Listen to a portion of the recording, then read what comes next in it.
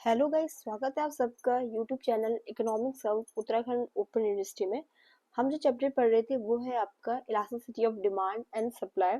उसका जो अभी रिसेंटली पढ़ रहे थे वो ये देख रहे थे कि क्या क्या मेथड होते हैं जिनसे हम मेजर कर सकते हैं आपकी डिमांड की इलास्टिसिटी। एक मेथड जो है मैं ऑलरेडी आप लोगों के साथ डिस्कस कर चुकी हूँ, जो था आपका परसेंटेज और प्रोपोर्शनल मेथड। पार्ट्स इसमें आज हम जानेंगे टोटल एक्सपेंडिचर और आउटले मेथड के बारे में। तो देखो, आपका जो ये मेथड है इसको आपके अल्फ्रेड मार्शल के द्वारा डेवलप किया गया था। ये मेथड यही करता है कि हम डिमांड इलास्टिसिटी को किस तरीके से समझ सकते हैं।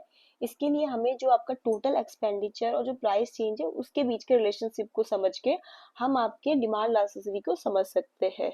तो ये मेथड आपका अल्फ्रेड मार्शल के द्वारा डेवलप किया गया था। ये मेथड आपका जस्ट यही देखता है कि क्या चेंज हो रहा है आपके टोटल एक्सपेंडिचर में जब आपका प्राइस चेंज हो रहा है। आपका टोटल एक्सपेंडिचर क्या होता है?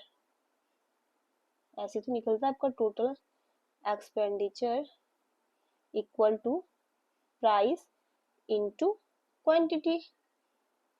तो ये यही देखता है कि अगर आपके प्राइस में जब चेंज हो रहा है तो आपके टोटल एक्सपेंडिचर में क्या चेंज हो रहा है। ठीक है, तो देखो इसमें आपकी डिमांड इलास्टिक कब कहलाएगी? Elastic demand. ठीक है। सेकंड, आपकी डिमांड इन इलास्टिक कब कहलाएगी?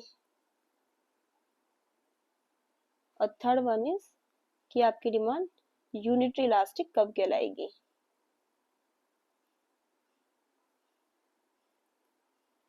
जब आपकी डिमांड इलास्टिक होती है उस समय क्या होता है, आपका जो इलास्टिक की डिमांड होती है वो वन से बड़ा होता है, इन इलास्टिक में वन से लेस होता है, और यूनिटरी डिमांड में यूनिटरी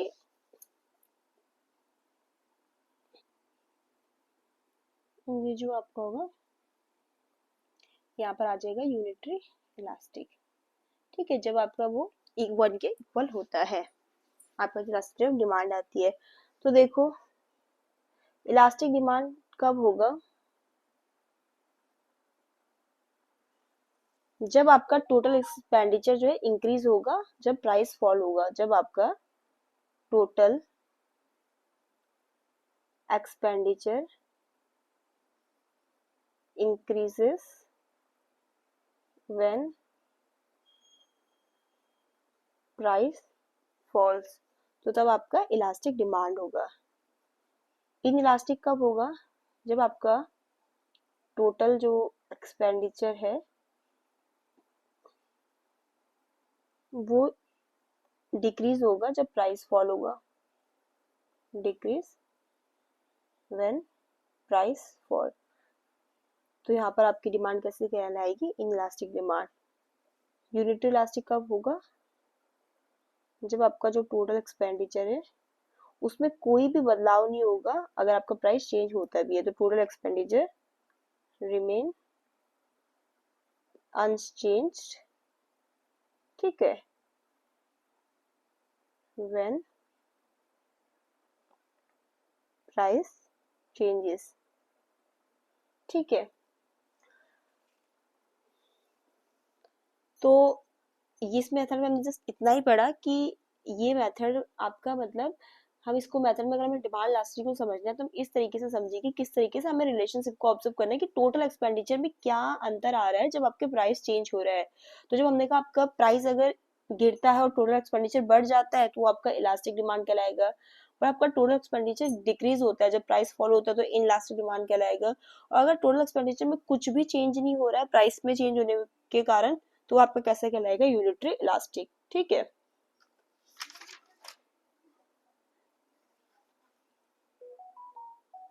एक टेबल से इसको थ्रू समझ लेते एग्जांपल के थ्रू।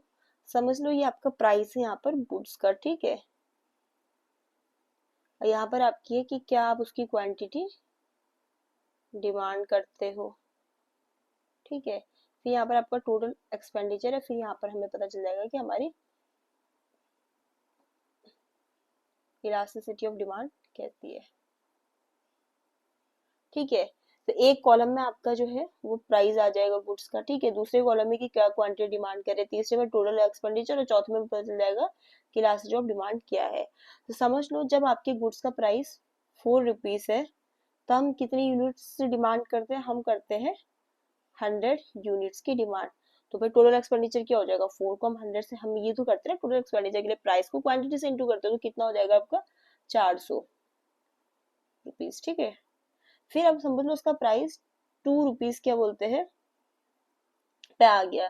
तो हमने क्या किया, अब इसकी 300 यूनिट्स को डिमांड कर रहे हैं जब प्राइस गिरा। ठीक है, तो अब हमारा टोटल एक्सपेंडिचर कितना आ जाएगा? 600 रुपीज। ठीक है, तो देखो ये टोटल हमें क्या शो कर रही है कि हमारा जब प्राइस डिक्रीज हुआ तो हमारा जो है टोटल एक्सपेंडिचर बढ़िया। देखा ना, हमारा प्राइस क्या हुआ? 4 रुपए से 2 रुपए हो गया।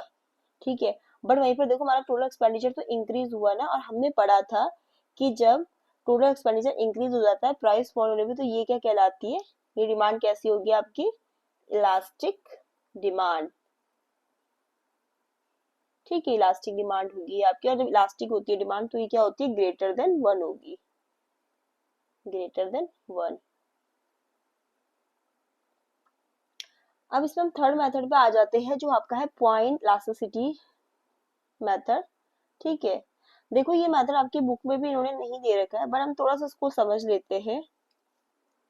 पॉइंट इलास्टिसिटी जो मेथड है, इसको हम तब यूज करते हैं जब हम मेजर करते हैं आपके इलास्टिसिटी को एक स्पेसिफिक पॉइंट पे ऑन द डिमांड कर्व। ठीक है,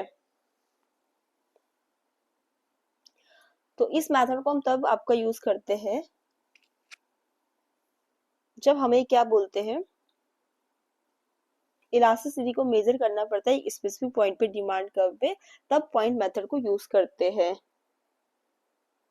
इसका फॉर्मूला आपका ये होता है, यहाँ पर जो आपका डी क्यू और डीपी है, ये क्या है? डेरिवेटिव है आपके डिमांड के। और पी और क्यू क्या है? ओरिजिनल प्राइस है आपका। पी ओरिजिनल प्राइस है, क्यू क्या है? ओरिजिनल क्वांटिटी है। ठीक है, और ये जो डी क्यू अपॉन डीपी ये आपके डेरिवेटिव है डिमांड पे। तो इस फॉर्मूले से हम यहाँ पर जो डिमांड की इलास्टिसिटी है उसको मेजर करते हैं इस मेथड पे। तो देखो इसमें डेरिवेटिव इन्वॉल्व है, तो इसलिए इस मेथड को करने के लिए कैलकुलस की नॉलेज होना बहुत जरूरी होती है। बट बुक में इतना कुछ दे भी नहीं रखा इस मेथड के बारे में, तो जस्ट आपके लिए ये जानना जरूरी है कि पॉइंट इलास्टिसिटी मेथड को हम तब यूज करते हैं जब हम क्या करते हैं, इलास्टिसिटी को मेजर करते हैं स्पेसिफिक पॉइंट पे डिमांड कर्व पे। तब फॉर्मूला इसका आपका ऐसे ही है कि डेरिवेटिव आ जाते हैं यहाँ पर डिमांड के, जो है D Q upon D P, और फिर हम इसको मल्टीप्लाई करते हैं ओरिजिनल प्राइस और क्वांटिटी से। ठीक है, तो आज की वीडियो में इतना ही। वीडियो पसंद आई तो चैनल को लाइक शेयर सब्सक्राइब जरूर करें।